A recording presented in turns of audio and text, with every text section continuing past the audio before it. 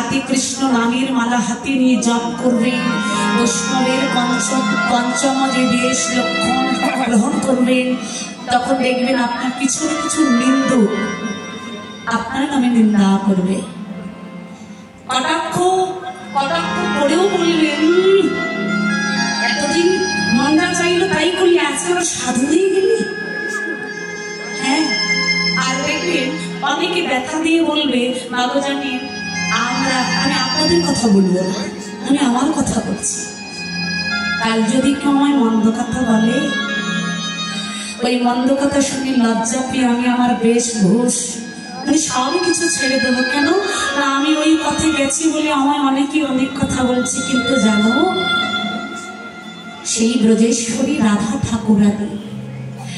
এক জনম নয়, দুই জনম নয়, প্রতি জনম জনম ভালোবেসেছে। শুধু তাই নয় মাগো, কৃষ্ণ প্রেম বিরহ জ্বালা বুকে, কৃষ্ণ জ্বালা বুকে কত জনের কত লাঞ্ছনা গঞ্জনা সহ্য করে, লাঞ্ছনা গঞ্জনা সহ্য করে সকল কিছু বুকের মধ্যে চেপে ধরে শুধু একটাই লক্ষ্য, হে গোবিন্দ তুমি আমায় যত পারো কাঁদাও, যত পারো তুমি আমায় ব্যথা দাও, দুঃখ দাও, একটু সইবার মতো শক্তি দিও, আমি যেন সকল কিছু হৃদয়ের মধ্যে সহ্য করে সদা নিরন্তর যেন আমি দুনয়ন জলে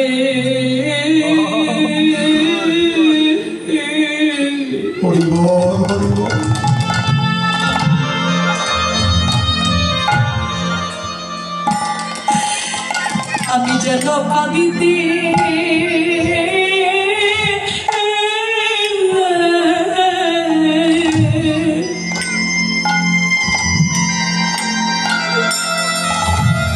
আমি যেন কাঁদিতে পারি,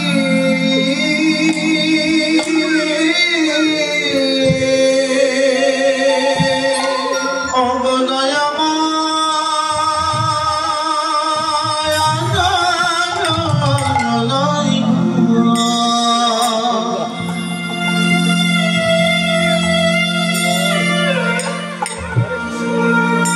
যেন নয়ন জলে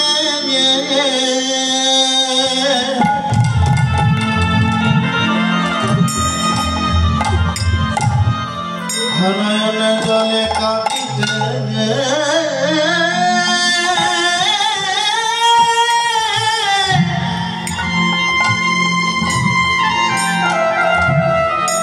আমি যেন কাঁদিতে পারি,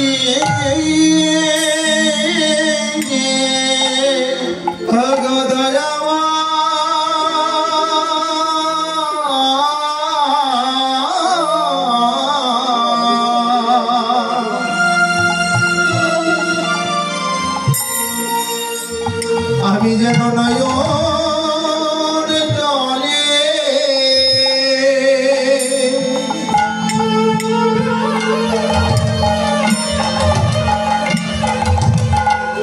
হাগর বলে কাঁদিতে পারি,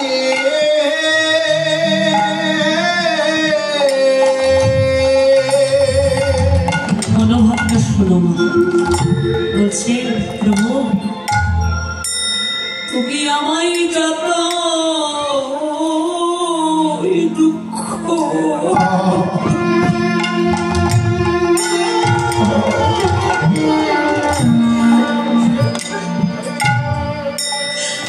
যতই দুঃখ দাও না কেন,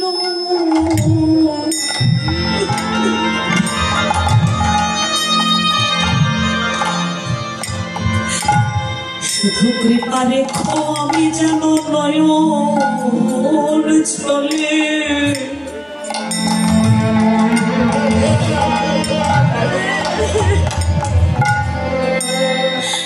যেন কাঁদিতে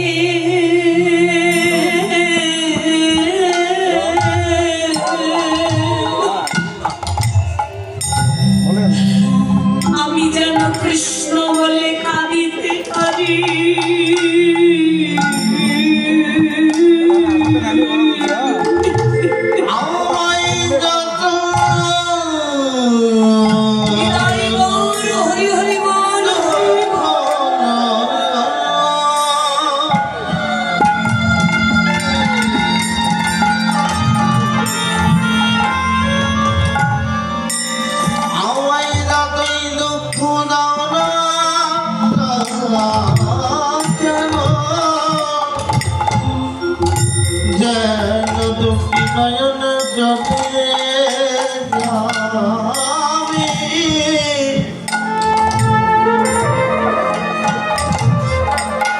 আমি কাঁদিতে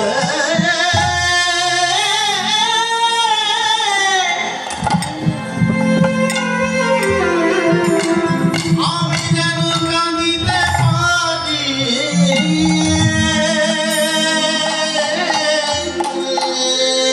হরে আমায় যত দুঃখ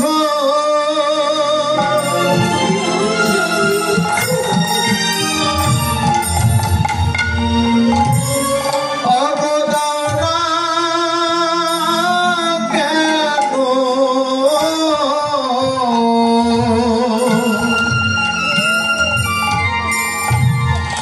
আমি যেন হাগরে বলে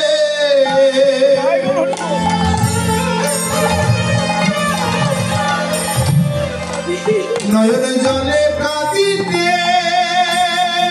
পারি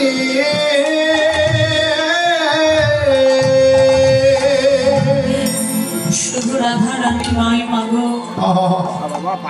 এই জগতে যারা সত্যি প্রকৃত জীবনের মূল উদ্দেশ্যটা বুঝতে পেরেছে যে আমার জন্ম হয়েছে শ্রেষ্ঠ জনম, ভজন সাধন যোগ্য জনম,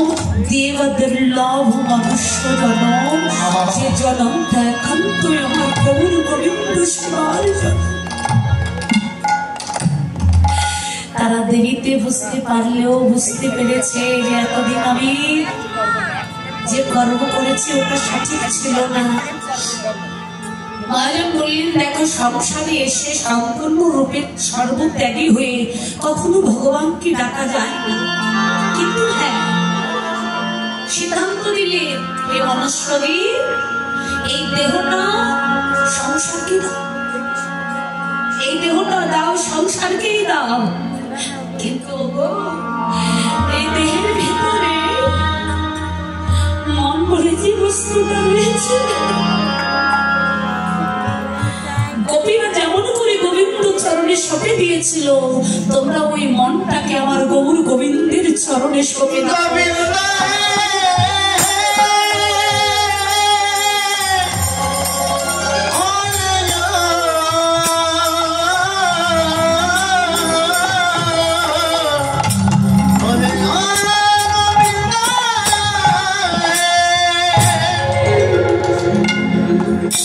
তাহলে